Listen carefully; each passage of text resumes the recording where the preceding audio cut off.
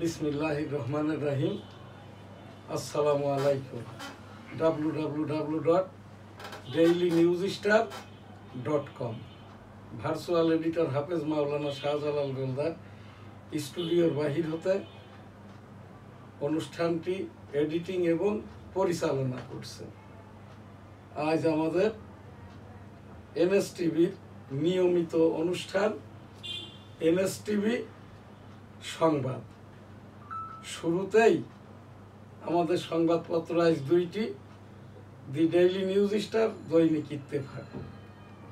News স্টারের যে সংবাদ আর কি, পুলিশ প্রশাসন, আমার এখানকার গাজীপুর প্রতিনিধি এবং আমার সংগৃহীত যে সংবাদ, পুলিশ এখন কোনো এই যে সাংবাদিক তুহিন হত্যা মামলার যিনি গাজীপুর মহানগর কমিশনার, প্রথম দিন দেখেই তো আমি চমকে উঠেছি যে ঢাকা মহানগর কি বলে গাজীপুর মহানগর জামাতের গাজীপুর জেলা আমির মনে হয় এই মামলাটার তদন্ত করছে। আমাদের এই দেশের পুলিশ প্রশাসনের রোগ তো একটা হয়েছেই আর কি। আমি বালাইনাশকের মতো করে সেই গত আগস্ট 2024 হতে বলতে বলতে এক পর্যায়ে আইজিপি নিয়োগ হলো, ওই যে ডিস্ট্রিক্ট ডিসি নিয়োগ হলো, পুলিশ প্রশাসক নিয়োগ হলো, থানায় ওসি, দারোগাদের পুলিশদের অন ডিউটিতে এখন রোগ হয়েছে অপোশাকি, অর্থাৎ ক্যাজুয়াল হলেও তো পাঞ্জাবি পায়জামার একটা সিরি আছে। এই যে গাজীপুর জেলা মহানগর এই যে পুলিশ কমিশনার, উনি জামাত করে, উনি পাঞ্জাবি গায়ে দিয়ে ব্রিফ করতেছেন। আমি প্রথম দেখেই তো ভাবছি বুঝি এই যে তুহিনের কোনো আত্মীয় স্বজন হবে। পরে ওই টিভির খবরের স্ক্রলে আসছে বিটিভি তো নাই, 5 আগস্ট 2024 হতে। এটাও কিন্তু খবর। আমাদের বাংলাদেশ টেলিভিশন কিন্তু নাই। এখানে হচ্ছে পাহাড়ি নৃত্য, রবীন্দ্রসঙ্গীত, এরপরে হচ্ছে কি মহিলারা তাফসির করছে বিটিভি চট্টগ্রাম কেন্দ্র হতে। এইটা এখান থেকে উপস্থাপন করছি মাননীয় রাষ্ট্রপতি বরাবর, যেহেতু রাষ্ট্রপতির প্রজ্ঞাপন বলে সংবাদপত্র টেলিভিশন মিডিয়া চলে। আজ থেকেই আর কি, আজ রাত 8টার যে বাংলা খবর, যাতে করে চট্টগ্রাম বিটিভি না বলে বিটিভি ঢাকা হতে আর কি। ঢাকা মানেই বাংলাদেশ, বাংলাদেশ মানেই বাংলাদেশ টেলিভিশন। তো এই জায়গায় আর এই যে পুলিশদেরকে বলছি, পুলিশের কোনো অন ডিউটি এইটাও নাই। এখন এই যে পুলিশের ভয়ে তো সন্ত্রাসীরা পালাইবে। গাজীপুর মহানগর পুলিশ কমিশনার মহোদয়, আপনি পুলিশের কোন এই যে গাজীপুর সিটি, এটা তো হচ্ছে মেট্রোপলিটন শহর গাজীপুর, গাজীপুর মেট্রোপলিটন শহরের পুলিশের পোশাকটা কি? আমি আমেরিকায় দেখেছি, গ্রেট ব্রিটেনে দেখেছি, ইন্ডিয়ার দিল্লিতে দেখেছি, কলকাতায় দেখেছি, এছাড়াও ইন্ডিয়ার ওই যে আগরতলায় দেখেছি, যেটা ত্রিপুরা রাজ্য।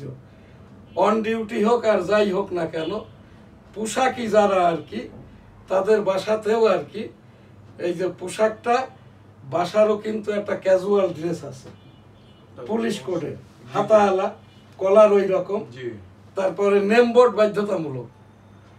যিনি যত বড় বড় অফিসারই হোক না কেন, আর বিশেষ করে অন্তর্বর্তীকালীন সরকার যদি সেই পুলিশের ভয়েই পুলিশকে পাঞ্জাবি পায়জামা পরে এই যে ডিউটি করতে হয়, তাহলে আমি তো 10ম BCS দিয়েছি, আমার চয়েসটা ছিল অ্যাসিস্ট্যান্ট পুলিশ কমিশনার।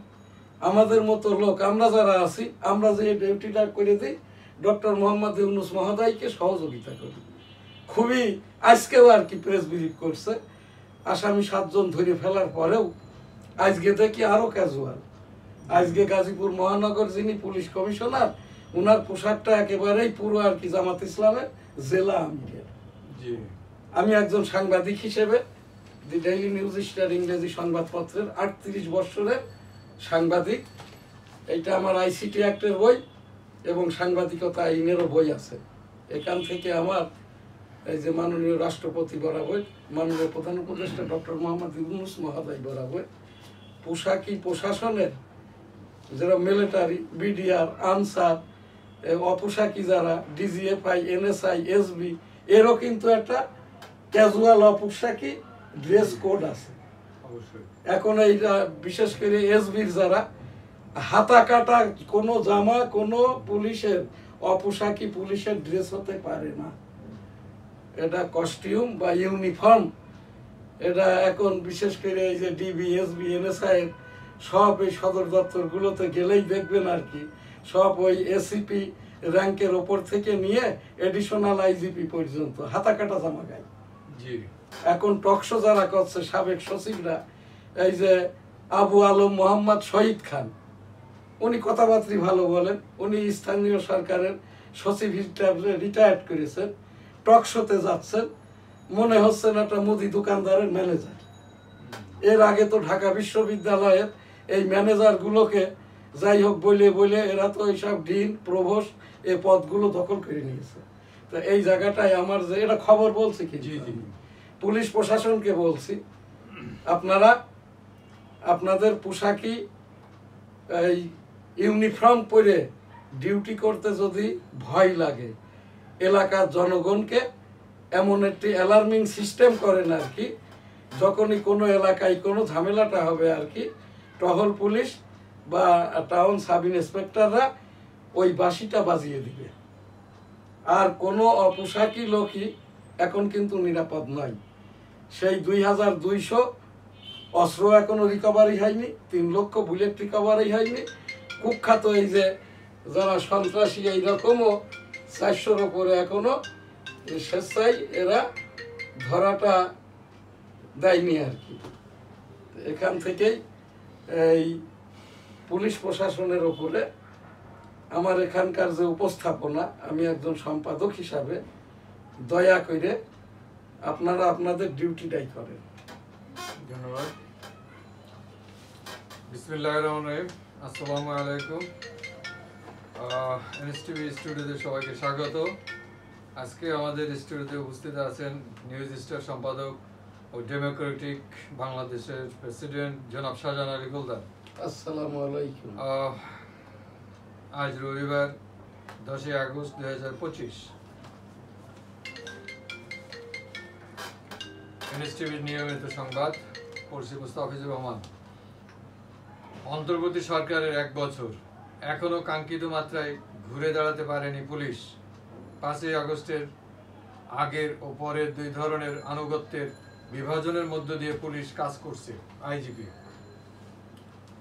না, পুলিশে কোনো বিভাজনও নাই, কোনো ভয় ত্রুটিও নাই।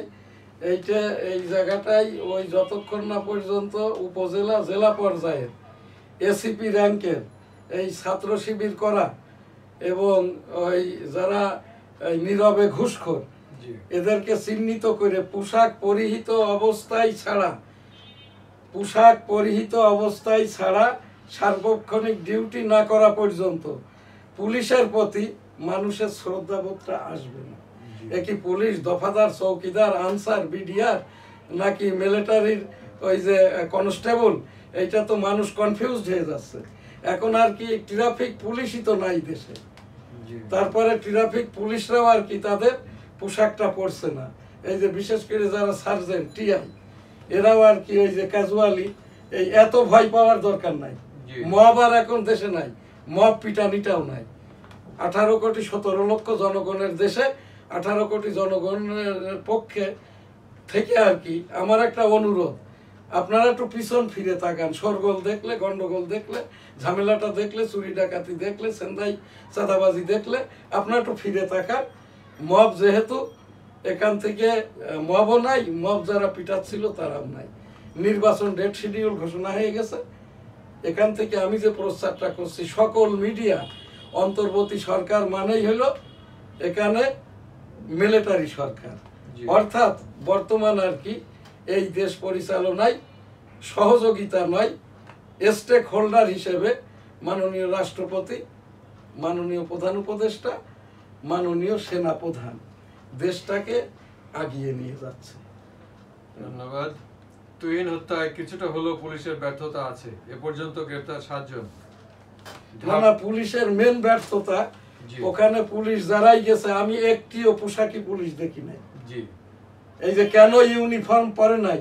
আর গাজীপুর এই যে এই সিটি কর্পোরেশন তো মহানগর পুলিশ কমিশনার ক্যাজুয়াল ড্রেসে মিডিয়ার সামনে যে সাংবাদিকরা এই প্রেস ব্রিফ করেছে, এদেরও তথ্য সম্প্রচার মন্ত্রণালয় অর্থাৎ আইসিটি রাখতে আমি নিজেই একজন 38 বছরের সাংবাদিক কনফিউজড হয়েছি। এদেরকেও আর কি এই সাংবাদিক যারা টিভিতে খবর দেখিয়েছে যে চ্যানেলগুলো, এদের শোকাজ করতে হবে আইসিটি অ্যাক্টের আওতায়। আর এই ঢাকা মহানগর পুলিশ কমিশনার আইজি আর কি তাকে জিজ্ঞাসাবাদ করবেন, আপনার কি মামা বাড়ি, নানা বাড়ি, না আপনি আমেরিকা ওই টিআই প্যারেড শিখতে গেছেন? গাজীপুর মহানগর সিটি কর্পোরেশনের আপনার জামাত ইসলাম বলে দিয়েছে বলে জামাতের আমিরের ড্রেসে আপনার সাংবাদিক তুহিনের প্রেস ব্রিফ করছেন। আমি এইটা বাংলাদেশের মাননীয় রাষ্ট্রপতি, মাননীয় প্রধান উপদেষ্টা, এখানে স্বরাষ্ট্র উপদেষ্টার বলে কোনো লাভ নেই। স্বরাষ্ট্র উপদেষ্টার বলবেন উনি তো মুরব্বী মানুষ, ভালো লোক আর কি, একটু পাঞ্জাবি গাই দিছে তাতে কি হয়েছে, কিন্তু এটা বলবে না কিন্তু যে আপনি এটা করলেন কেন। হ্যাঁ, আর এই স্বরাষ্ট্রমন্ত্রী এই যেটা পথে ঘাটে লোকজন বলছে এটা আস্ত কি যেন বলে, ওটা দরকার নাই ওইদিকে। এখান থেকে আমি মাননীয় রাষ্ট্রপতি বরাবর আবারও গাজীপুর এই যে মহানগর পুলিশ কমিশনারকে দিয়ে আমার এটা এনএসটিভির থেকে আমি একজন সিনিয়র সাংবাদিক সম্পাদক হিসাবে উপস্থাপন এবং অভিযোগ। অন্তর্বর্তী সরকারের 1 বছর শিক্ষার্থীদের শ্রেণীকক্ষে ফেরানোই ছিল চ্যালেঞ্জ। ঢাবির হলে না না, এখানে কোনো শ্রেণীকক্ষে ফেরে নাই। শিবির তো 24 সালের আগস্ট মাসে ঢাকা বিশ্ববিদ্যালয়ের দলগুলি অবৈধভাবে দখল করে নিয়েছে। এইবার 23 লক্ষ জায়গায় এসএসসি সমমান পরীক্ষায় অংশগ্রহণ করেছে 10 লাখ, তার ভিতরে আবার 50,000 অনুপস্থিত। এইটা আমি যেটা বলেছিলাম ওই যে ক্লাস 9-10 এর নিবন্ধন দেখে পরীক্ষাটা নিয়ে নিতে, এই 13 লক্ষ ছেলেপিলের অধিকাংশই ছেলে মেয়ে বকে যাবে, বাকিরা হয়ে যাবে কিশোর গ্যাং। আর এখানটা থেকে ডক্টর মোহাম্মদ ইউনূস মহোদয়ের যে এখন তো 3-0 হয়েছে 5-0, একটা হইলো এই যে পরীক্ষা সংক্রান্ত বোর্ড পরীক্ষা সংক্রান্ত 0, আর একটা হচ্ছে এই যে কিশোর গ্যাং 0। এখান থেকে আমাদের ফিরতে গেলে একটাই পথ আর কি, গার্জিয়ানদেরকে সচেতন হতে হবে। স্কুলে কোনো শিক্ষক নাই, পাঠদান করতে পারছে না, শিক্ষা প্রতিষ্ঠানে গার্জিয়ানরা যারা ওই যে ক্লাস 9-10 এর নিচে মা মেয়েরা সাথে করে যে বাচ্চা নিয়ে যেতে হয়, এইটা তারা যাইতে পারছে না। যারা এখানকার অন্য ধর্মাবলম্বী এরা তো স্কুলই ভুলে গেছে আর কি, বাড়িতে মাস্টার রেখে লেখাপড়া করাইতেছে। এইটার ওপর কারোর কোনো কথা নাই, কমিশন নাই এখানে। এরপরে আরেকটা আসতেছে আর কি, কৃষি। আমাদের কৃষি প্রধান দেশ, প্রায় 85% মানুষ কৃষি নির্ভর। কৃষি অর্থাৎ হাতে কাজে কর্মে খেটে খাওয়া মানুষ, এর ওপরেও কোনো কমিশন করা হয় না। যে 11টি কমিশন করা হয়েছে 11টি কমিশনই অবৈধ। সেই মনির হায়দারকে আজকেও দেখলাম, সে আর কি মাননীয় প্রধান উপদেষ্টার পক্ষে তো বলছেই, এখন আবার দেখলাম আজকে বলছে এই যে এই যেটা ঐক্যমত কমিশন, এর তো প্রধানকে আমি জানি না, এর তো সব ব্রিফগুলো করে ওই যে সহসভাপতি আলী রিয়াজ। আজকে আর কি এই যে ঐক্যমত কমিশনকে নিয়ে ব্রিফ করলো সেই বৈষম্য মনির হায়দার, যে বিএনপি আমলেই আর কি পালিয়ে আমেরিকা গিয়েছিল। এখন তো মনির হায়দারের চেহারাটা ঝালে ঝোলে অম্বলে বেশ নাদুস নুদুস হয়েছে। ও ভাবছে, ওর তো ভাবা উচিত এই যে শাকিল দম্পতি জেলখানায় আছে না, একটা স্বামী স্ত্রী সাংবাদিক, আর মনির যে অপরাধের অপরাধী, শাকিলও কিন্তু একই অপরাধের অপরাধী। মনির হায়দার ভাবতেছে এই দেশে সাংবাদিক তো নাই, সংবাদপত্র নাই, বিটিভি নাই, টেলিভিশন নাই, কিন্তু মনির হায়দার তো জানে না যে দি ডেইলি নিউজ স্টার ইংরেজি সংবাদপত্রের সম্পাদক একজন মুক্তিযোদ্ধা। এরশাদ তাড়ানোর পর আমার যে রাজনৈতিক সংগঠন এখন ডেমোক্রেটিক বাংলাদেশ, আমি প্রেসিডেন্ট, এ জায়গায় কাজ আপনি বলছেন না, আপনার কথাই কি কাজ হয়? কাজ হবে কি হবে না জানি না, 18 কোটি জনগণ জানতে তো পারবে যে না একটা লোক কথাই কাজ হোক বা না হোক, এই কথাটা সে বলে যাচ্ছে। মনির হায়দার, এ বয়সে আমার থেকে অনেক ছোট, আমার সাংবাদিকতা 38 বছর, সাংবাদিকতার বয়সের থেকে কয়েক বছরের বেশি বয়স মনির হায়দারের, কিন্তু এর বিয়াদবির কোনো সীমা নাই। এ নাইমুল ইসলাম খানের থেকেও মানে অন্য পর্যায়ের আর কি। তো যাই হোক, এখান থেকে আমি উপস্থাপন করছি মাননীয় প্রধান উপদেষ্টা বরাবর, আপনার যে প্রেস সচিব, এই যে আপনার সহকারী পরিচয় দিচ্ছে মনির হায়দার, আপনার প্রেস সচিব শফিকুল আলম, ইনাদেরকে ঠেকান। আপনি যে কথাটা বলেন, শফিক সাহেব কিন্তু সে কথা বলেন না। ওনার কথা শুনে আমার মনে হয় উনি সামনের বার আর কি তার কোনো এলাকা থেকে নির্বাচনে কন্টেস্ট করবেন। এই যে ডক্টর মোহাম্মদ ইউনূস মহোদয়, আপনার কথাটাই আপনার থেকেই 18 কোটি জনগণ শুনতে অভ্যস্ত হয়ে গেছে। আপনি ভালো মানুষ, আপনি 90 এর কাছাকাছি বয়স, আপনি 1970 সালে খ্রিস্টান হওয়ার পরে এই যে বিবাহ শাদী করছেন। আজকেই দেখলাম 3টা সোশ্যাল মিডিয়া থেকে এখানে জনগণ জিজ্ঞাসা করছে, ওনারা সবাই বুদ্ধিজীবী, যে ডক্টর মোহাম্মদ ইউনূস মহোদয় 70 সালে চার্চে যে খ্রিস্টান হওয়ার পরে বিবাহ করলেন, এরপরে মুসলমান হয়ে ফিরেছে কত শোনে। এই জায়গাটায় আর একটা এই যে মিডিয়ার সংবাদ আমি এখানে উপস্থাপন করলাম, এই বিষয়টাই আমার কোনো মন্তব্য নাই। ধন্যবাদ। ঢাবির হলে প্রকাশ্য ও গুপ্ত রাজনীতি নিষিদ্ধ থাকবে প্রক্টর বলেছে, ভাইস চ্যান্সেলর কি হাওয়া হয়ে গেছে? না, উনি যখন বললেন রাত 3টায় আর কি, যে শিবির যারা হলে উঠে গেছে তারা রাজনীতি করবে, এইবার ধাওয়া খাইছে। এটা তো এই এখন যে জামাতের ইয়ানুদ দেওয়া রকম, যে ভাইস চ্যান্সেলর অবৈধ, সকল ডিগ্রি অবৈধ। ওই যে আইনজীবী ছিল ফয়েজি, বিচারপতি, মার্কশিট টেম্পারিং করা। আর এখন যিনি ঢাকা বিশ্ববিদ্যালয়ের এই ভাইস চ্যান্সেলর, নামটা কি জানেন? যে লোকের নামটাই আপনি জানেন না আর কি, সে যে ডিগ্রিগুলো নিছে এগুলো ওই যে দেশের বাইরের প্রাতিষ্ঠানিক ডিগ্রি। আমি যেরকম আমার এই যে নিউজ স্টার, বাংলার 21, সাংবাদিক সংগঠন, সম্মিলিত সাংবাদিক জোট, আমাদের ইনস্টিটিউটও আছে, এখান থেকে একটা সনদ দিয়ে দিলাম আর উনি ডিপ্লোমাধারী হয়ে গেল। এখন ঢাকা বিশ্ববিদ্যালয়ের যিনি, এনার যোগ্যতাটাই হচ্ছে ইনি জামাতের ইয়ান উদ্যানকারী লোকন। আর এই শিবিরকে ওই মানে গরু ছাগলের মতো লালন পালন করছে আর কি। সাধারণ ছাত্ররা অর্ধলক্ষাধিক, শিবির এবং অন্যান্য রাজনৈতিক দল করা পোর্টফোলিওধারী 1002। সাধারণ ছাত্ররা যখন বলেছে আর কি এখানে কোনো ছাত্র রাজনীতি নয়, তারপরেই প্রক্টর এসে মাপজোক চেয়ে হাত জোড় করে, বাবারে তোমরা যা বলবা তাই করব, তারপরেও ছাড়ছিল না, এখনই ঘোষণা দিয়েই আপনার যাইতে হবে। উনি ওখানে একটু আবদার করেছিল, আর তোমরা এইটা আজকের মতো থামো, আগামীকাল আলোচনা করে সিন্ডিকেট বৈঠকের পরে জানানো হবে। এইবার উনারও যখন ঘেরে ফেলছে তখন বলছে ছেড়ে দে মাকে দেবাসি। সাধারণ ছাত্ররা যদি ধরে, জমে ধরলেও ছাড়া পাওয়া যায়। সাধারণ মানের আমি আপনি ছাত্র, আমরা যাদের ধরেছি ছেড়েছি নাকি?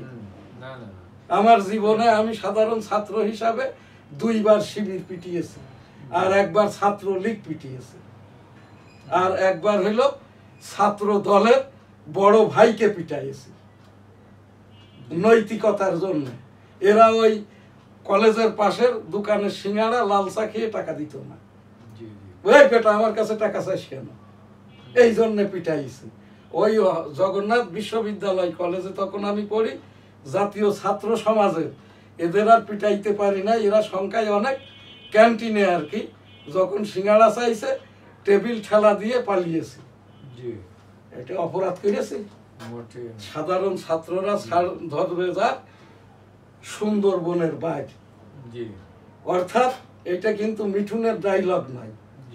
এদেরকে একেবারেই ওই মানে কি বলে, আমাদের যেটা মহিষোপান পেয়েছি না বঙ্গোপসাগরের ওই পাড়ে নিয়ে যেয়ে রেখে আসবে আর কি, যে এখান থেকে ডিগ্রি নিয়ে ভালো করে শিখে টিকে আসেন আর কি। ওই তাই প্রক্টর আর কি হাতে পায়ে জোরে ধরে, যে আমরা আর এখানে ওই হেডলাইনটা পড়েন, ঢাবির হলে প্রকাশ্য ও গুপ্ত রাজনীতি নিষিদ্ধ থাকবে। হ্যাঁ, এইটা 18 কোটি জনগণ জানলো না।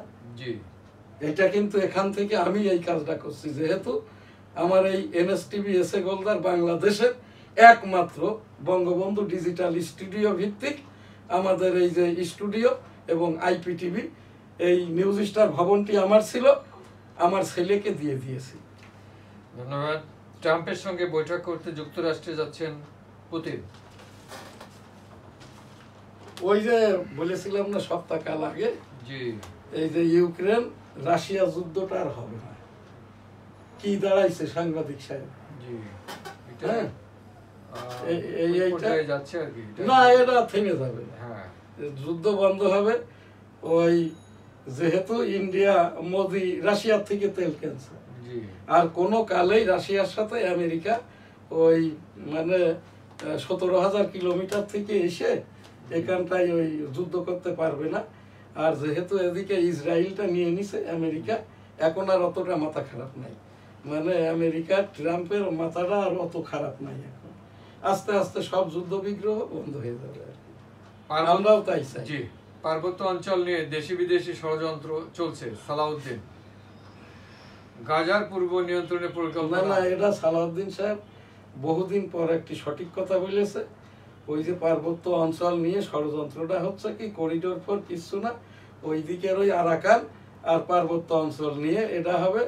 যেরকম ইহুদি রাষ্ট্র আছে ওই মধ্যপ্রাচ্যে ইসরায়েল, এখানে এটা হবে জোগাম রাষ্ট্র, অর্থাৎ খ্রিস্ট দেশ, খ্রিস্টানদের দেশ। ইতিমধ্যে পাহাড়ি প্রায় একটা অংশ 30% ওপরে সবাই যারা অমুসলিম, এরা সব খ্রিস্টান হয়ে গেছে। কাজে এটা এখানে যে কথাটা বলছে আর কি সালাউদ্দিন সাহেব, আর উনার তো যেহেতু উনি এই দেশের লোক না, ওই পরদেশি মানুষ, এই দেশের এখন নাগরিক, ব্যবসা বাণিজ্য রাজনীতিটা করছেন আর কি, সেই হিসাবে উনার কথাটা শতভাগ সঠিক। গাজার পূর্ণ নিয়ন্ত্রণের পরিকল্পনা, আন্তর্জাতিক সমালোচনাকে পাত্তা দিচ্ছে না ইসরায়েল, যুক্তরাষ্ট্রের নীরব সমর্থন।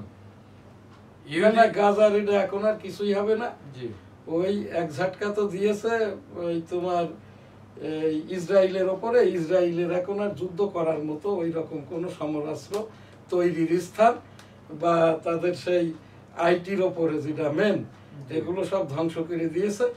এখন এই গাজাটা আস্তে আস্তে আর কি এখান থেকে তো আর সরতে পারছে না বেঞ্জামিন, এই জন্য এইগুলো বলে টলে আস্তে আস্তে শিথিল হতে হতে শিথিলতর হবে।